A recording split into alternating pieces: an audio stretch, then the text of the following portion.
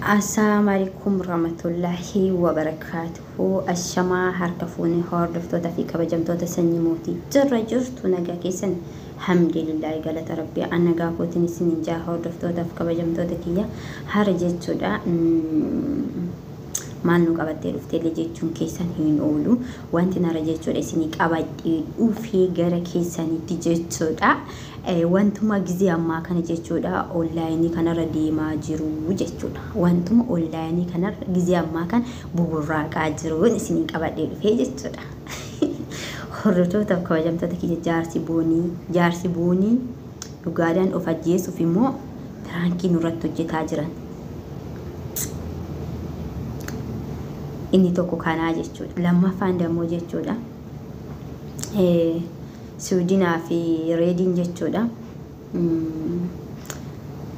Jaalalti isaaniitun dhugaadhaan soba moo sooshaal miidiyuma kanaaf kan itti fayyadamaa jiran. Sadaffaan dammoo jechuudha. Fatiyaa fi Tasliim dhuguma Fatiyaa Tasliim bahaaritti fuudhuu fi dhugaadha wanti kun. Kanan isin qabadhee dhufe jechuudha. Xiqqoo ishii yaada kanarraa xiqqoo ishii dubbachuu barbaade jechuudha. Tokkoffaa irratti uummata jaalalaa. Ustaasni of ajjeesee jedhan baalabboo. Biyya eessatii dhufee iyyuu maalidha? Ustaasni biyya dhageessanii beektanii? Sheeyini of ajjeesee jedhan dhageessanii beektanii? Ani amman dhagaa jiran. Amman dhagaa jiran sabraayiziidhaana biyya islaamaa keessatti dhalannee guddanne jechuudha. Biyya islaamaa keessatti sheekii of ajjeese paastarii of ajjeese harka isaatiin inni dammoo sheekii qeesii of ajjeeste dhagee hin beekan kuni sheekinnati osoo hin ta'in durumaa jechuudha. Sheekinnati barsiisaan turree jechuudha.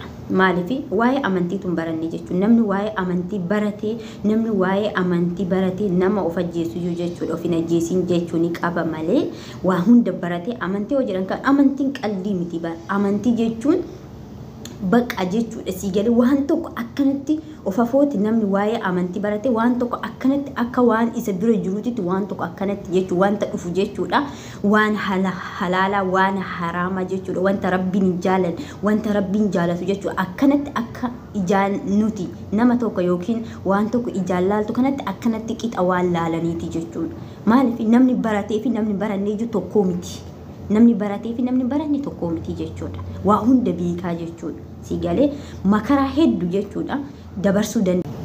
Erga jechuudha makaraa dabarsuu hin dandeenye maal baratanii maaluma baratanii junjaa bara maal baratanii namni barumsa idilee baratee jechuudha waa beekaa jechuudha waa beeka. Of ajjeesuun akka jechuudha lubbuun teetilee jaannatan galle.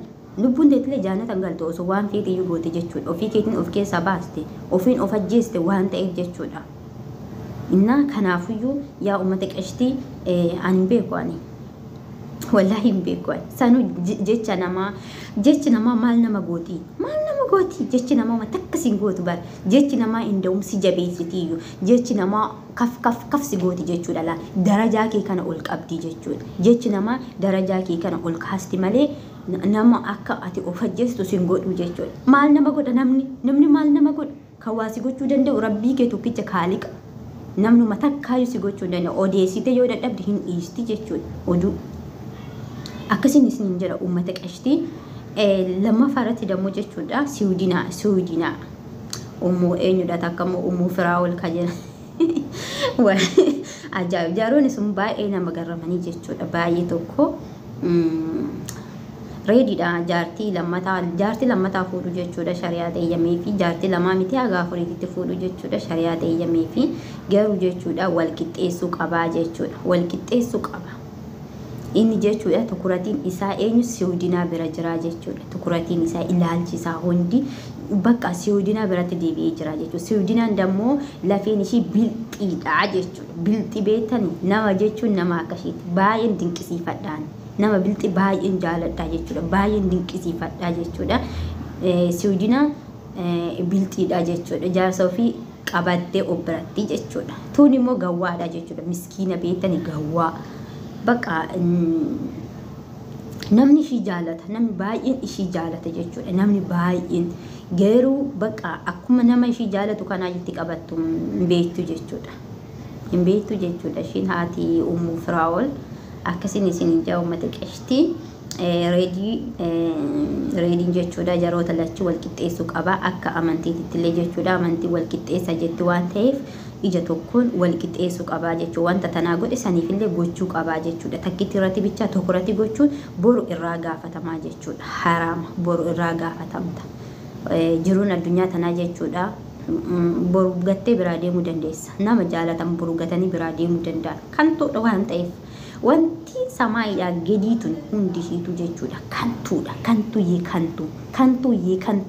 wanti aduudha gadii hundi hiitu jechuudha isini galee kanaafu akkuma baalli jechuudha mukarraa harca'usan ilmi namaatillee harca'aa jechuudha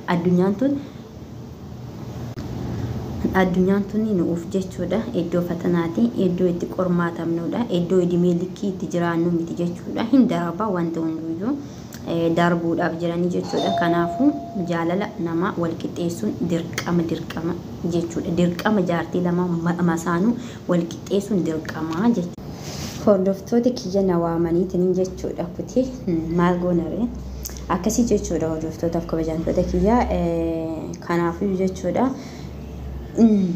nama tokko wal qixxeessuun barbaachisaadha akkuma isin jedhe barbaachisaadha jechuudha jaarsaaf jaartii eega ta'e jechuudha eegeenni jaarsa ta'e jechuudha jaartota ofii hundaayyuu wal qixxeessuun giddeetadha jechuudha ija tokko laaluun giddeetadha jechuudha gizee ammaa kana keessatti garuu jaartii lama fuudhuun baay'ee ulfaatayyuu mee haa ta'uti jechuu warri danda'u maaltu nu galche akkas isin jaa hordoftootaaf kabajamtoota kiyya sadaffaarratti dammoo sila kan bahari fi fatiyaa kana jechuudha har'a sila korra'eetiniin teessoo wayiitirra teessoo guddaa isaatira taa'eetiin isin taasa'ayyuu jechuudha maaliin godare jechuudha hordoftoota kabajamtoota kiyyaa viidiyoo kiyya jechuudha baharii fi waa'ee fatiyaa dubbadhe jechuudha fi waa'ee ilillii dubbadhe jechuudha keessa gadi profaayilii isaaniitu jira keessa gadi deemtanii dhaggeeffachuu dandeessanii jechuudha hordoftootaaf kabajamtoota kiyya warroonni jechuudha fatiyaara gortanii warroonni jechuudha fatiyaara gortanii ilillii arrabsaa baatan warroonni fatiyaara gortanii ilillii arrabsaa baatan har'a eessa siin tarree bishaan kamtu sin nyaatare laga kamtu sin fuudhee isin dabarsare isaan araaraman ka maalin isin jechaa ture anduraan maal isin jechaa ture ni araaramu isaan boruu maaltu isin galchee ni araaramu bakka ni araaramu isaantu walii bar tokko bar jaarsi keessan eega jaarsi isaanii lamaan jechuudha tokko ta'e eega jaarsi isaanii tokko ta'e isaan tokko jechuudha qomoo tokko jechuudha wal jibbanu eessayyuu wal fidanu ni araaramanii jechuudha ni araaraman isaan ija bitaati fi ija mirgaati jechuudha osoo waan fedhan godhaniyyuu wal lolanillee lagzeedhaaf malee ni araaramu jechuudha kanaafuyyuu har'a isin warroonni kaleessa isii arrabsaa baatan suni warroonni isin waa hedduu haasaa baatan suni fatiyaa fi ililliin araaramanii jiranii maasha'Allah wa tabaarak Allah maasha'Allah wallahi baay'ee dasna jedhe jechuudha baay'ee dasna jedhe jechuudha araaramuu isaaniitti baay'ee tokkoon gammade jechuudha warroonni suni garuu taazzaba fudhatanii jechuudha taazzabamtaniituma haftanii jechuudha gabbachuu taazzabamtaniituma qilleensa fatiyaa jechuudha asmaan osoo hin dinqisiifatiin hin taru jaartii sadaffaatiillee itti fuudhuuf jechuudha maashaallah wa tabaarakallah baay'ee das nama jira jechuudha micayyoo xiqqishuu bareedduu jechuudha xinnoo jechuudha itti fuudhuuf jechuudha jaarsa isheetitti baay'ee das nama jira jechuudha waliigaltee ajaa'ibaa kana qabanii jaalala ajaa'ibaa kana qabanii jechuudha akkasin isinin jedha ganaa jechuudha ganaa isaan sadeenuu ililliinillee tasliimillee fatiyaanillee ganaa mana tokko keessa galanii wajjiniin jiraatan ganaa wajjiniin jiraatanii jechuudha gabbachuu tanallee dubbii tanallee jechuudha raayitii godhadhaatii sammuu keessatti seef godhadhaatii qabadhaa jechuudha ganaa mana tokkollee wajjiniin jiraatu jechuudha ganaa jechuudha. Akkas isiniin jedha uummata jaalala maashaallah jedha jechuudha. Baay'ee des nama jedha, baay'ee nama gammachiisa illee jechuudha. Jaalala qabaatuun baay'ee barbaachisa. Wanta hunda caala jechuudha. Wanta akka jaalala hin jiru. Jaalalli waan hunda caala. Jaalalli mu'aadha jechuudha. Namni tokko yoo wal lole walitti araarsa malee duuba deemtan si hin jedhina jechuudha. Nama walitti naqina. Maali isin uummanni miidiyaa kun sila shayxaana moo maayidhanni nama yoo namni tokko wal lole walitti araarsa lakkii rabbiin isin irraan jaalatu. Namni islaamaaf islaamni tokko guyyaa 3 caala jechuudha. Waliin oodee buluun hin taa'u. Kanaafuyyuu araaramaayi jedhaati nama wal loli jechuudha.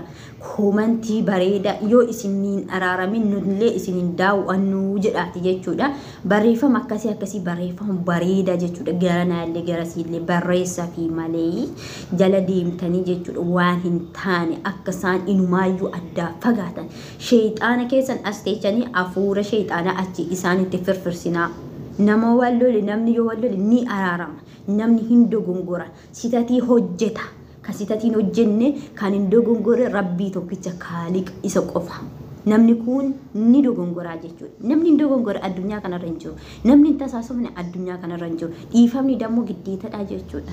Rabbi nuyyuu nu'uu jechuudha. Mee nuti nama gaariidha. Waan meeqa hojjetaa oolle guyyaa kana. Wanta nu hojjennu kana hundumaa isaatu iyyuu dhiifama nu godhee rabbiin jechuudha. Addunyaa tanarraayyuu nu jiraachise. Osoo akka hojii keenyatti addunyaa tanarra jiraachuu hin dandeenyu nuti. Hin dandeenyu abadan jechuudha. Hin dandeenyu. Waan meeqa balleessaa oolla rabbii keenyatti waan meeqa walitti hoomaa waan meeqa balleessaa oolla nuti. Rabbiin keenya garuu dhiifama nu godhee jechuudha. Addunyaa tanarra akka nagahaa hin jiraannu jechuudha. Daqiiqaa fi sekoondiidhaan nu eegee jechuudha. Nu jiraachisaa jira jechuudha. Gabaachuu kanaafuu jechuudha ilmi namaa kan walitti dogongore dhiifama wal gaafate walitti araaramuun illee giddeetaadha jechuudha. Gabaachuu isin dammoo walitti araarsuu qabdan malee nama addaan hin diigina.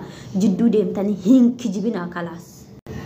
Uummata qeshtii nama badii qabu jechuudha. Nama waa balleesse jechuudha. Walitti araarsaa walitti deebisaati. Namni tokko yoo badiirra jiraate karaan kun badiidha. Lakkii wanti kun gaarii miti. Waan hin taane waan rabbiillee sirraan jaalanne kanaafuu jechuudha. Deebi'ii je'aati gorsaati deebisaa jechuudha. Obboleessa keessan obboleettii keessan dabarsitanii jechuudha. Miidiyaa uummata kana hundaaf jechuudha dabarsitanii hin kenninaayi. Nama badii qabu gorsaati deebisa. Yoo gorsitanii kan didu taate nama sanirraa fagaadha. Nama dammoo hin arrabsinaa jechuudha deemtanii nama isin hin xuyne isin bira hin geenye waan maqaa keessan hin dhoofne lafaa kaatanii komantii jalatti jechuudha arrabsuun kunillee haraama jechuudha. Gaafa duutan rabbiin isin hin dhiisu haga abbichisuun isin hin dhiisutti. Hanga abbichisuun addunyaa tanarratti isin hin dhiisutti guyyaa sanaa dhiisin hin jirtu jechuudha. Gaafa duute itti gaafatamtaa jechuudha. Waan hunda caalaa akka jechuudha ustaazonni jedhanitti jechuudha. Waan hunda caala jechuudha. Fakkeenyaaf haqa namaa nyaachuu caala, zinaa hojjechuu caala, waa meeqa qabbu bakka kana caala nama hamatuun akka badii ta'e. Nama hamatuu jechuun akka foon namaa kana boccoqatanii nyaataniiti jedhan jechuudha. Nama hamatu nama arrabsu jechuun illee sanumaa jechuun lafaa kaatanii osoo isin hin tuqin lafaa kaatanii nama isin tuqee miti bar nama isin hin tuqin lafaa kaatanii abbaan jechuudha waan itti bar nama jechuun waan natti bareede yaada kiyya jechuudha wanta nan yaadu namni biraa yaaduu hin danda'u yaada kiyyan ibsadha jechuudha yoo isin ta'e hin dhageessa yoo isin ta'e hin dammoo dhiistanii biraa kutuu karaan gabaabadha jechuudha namni isin hin jiru jechuudha maaliif nama arrabsitan namni sun barbaadu ni araarama jechuudha akkuma fatiyaa fi ilillii kan ni araaramu jechuudha isinumatu lafattafaa jechuudha kijiba nama jidduu deemtanii kijiba hin afuufina kalaas isa maal jechuudha yoo dandeessa walitti deebisa yoo dadhabdan isa irraa fagaadha kalaas kana jechuudha isiniin jaa uummata qeshtii wanta gaarii yoo hojjettata addunyaa tanatti ittuma simaaf taachi waan badaallee yoo hojjette dammoo jechuudha simaaf teessi jechuudha keessa kee kan beeku rabbii tokkicha namaa miti jechuudha